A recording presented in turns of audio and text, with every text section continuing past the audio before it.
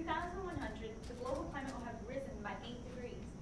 Even though it's not 2100, we are actually seeing the effects of the temperature change right now.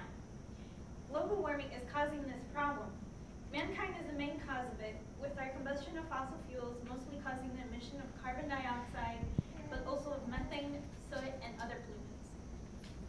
Everywhere on Earth, global warming is affecting the weather. The higher temperatures are affecting the strength of storms, heat waves, floods, and droughts. The warmer climate changes the weather patterns as that wet areas become dry and dry areas become wet, thus producing more billion-dollar weather disasters. Droughts like the one here in California fuel wildfires, cause extreme heat.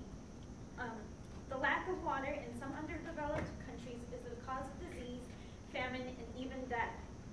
On the other hand, excessive amounts of rain cause bodies of water to overflow, contaminating drinking water and producing disease-carrying insects. Both of these problems damage property and kill wildlife.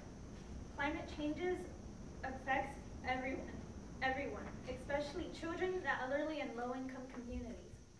As the temperature rises, so does the amount of illness, emergency room visits, and even death. The rising temperatures also worsen air pollution. Smog reacts to the sunlight and heat, and the hotter things get, the more of it we have. The oceans are absorbing the excess emissions, which makes them more acidic. As the ocean becomes more acidic, the more of a threat it poses for underwater life. As not only does the acidity dangerous, but the rising levels are too. Rising water levels are too. The polar region ice sheets are melting at an alarming rate, partly because the average temperatures there are rising twice as fast as the rest of the planet.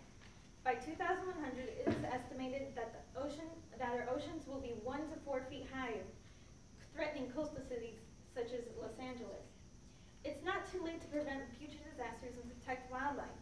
Planting trees help remove the amount of carbon dioxide in the atmosphere and replace it with oxygen, which we breathe. The trees release water vapor, which cool off any area surrounding them. Through transpiration, planting trees anywhere in the world can help reduce the problems caused by drought and normalize the climate. Instead of using incandescent light bulbs, you can use LCD ones. In the bulb's lifetime, it will keep out hundreds of carbon dioxide out of the atmosphere. Reduce the use of heating and cooling so that when you leave your house, just turn off the air or conditioning or heater. Not only will you help save the planet, but you'll also save some money too.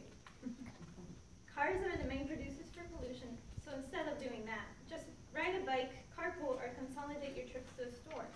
No difference is too small, and if we want to make a giant impact.